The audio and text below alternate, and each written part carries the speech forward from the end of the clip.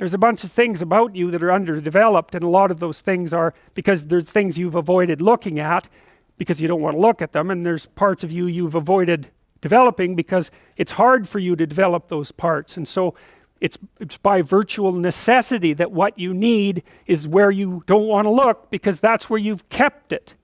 And so, and that's why there's, you know, an idiosyncratic element of it for everyone. Your particular place of enlightenment and terror is not going to be the same as yours, except that they're both places of enlightenment and terror. So they're equivalent at one level of analysis and different at another. So anyways, back to fiction and what it does. It distills truth, and it produces characters that are composites. And the more they become composites, the more they approximate a mythological character. And so they become more and more universally true and more approximating religious deities. But the problem with that is they become more and more distant from individual experience. And so with literature, there's this very tight line where you need to make the character more than merely human, but not so much of a god that, you know, one of the things that happened to Superman in the 1980s, Superman started out, he's got a heavenly set of parents, by the way, and an earthly set of parents, and he's an orphan like Harry Potter.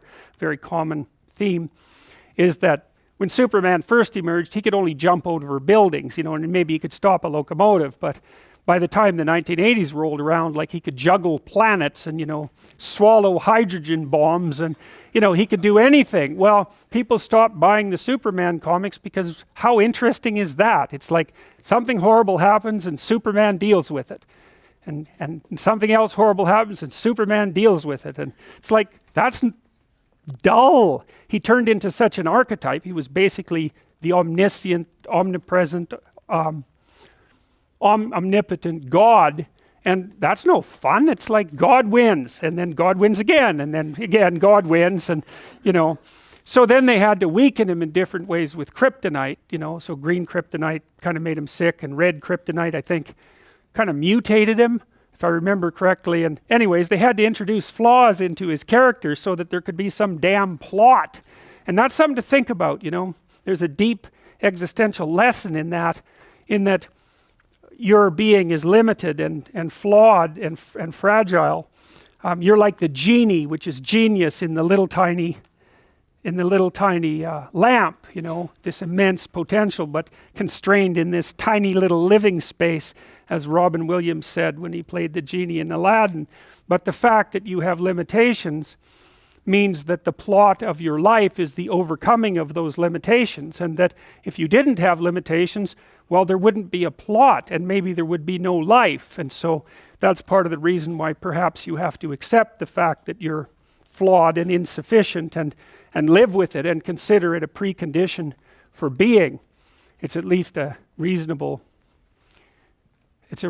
idea. So anyways, one of the main characters is the country, the known, the explored territory. We went over that a bit, and it always has two elements. I mean, your country is your greatest friend and your worst enemy, you know, because it squashes you into conformity and demands that you act in a certain manner and reduces your individuality to that element that's tolerated by everyone else, and it constrains your potential in a single direction. And so it's really tyrannical, but at the same time it provides you with a place to be and all of the benefits that have accrued as a result of the actions of your ancestors and all the other people that you're associated with. So there's the good tyrant, or the bad tyrant, and the good king, and those are archetypal figures, and that's because they're always true, and they're always true simultaneously,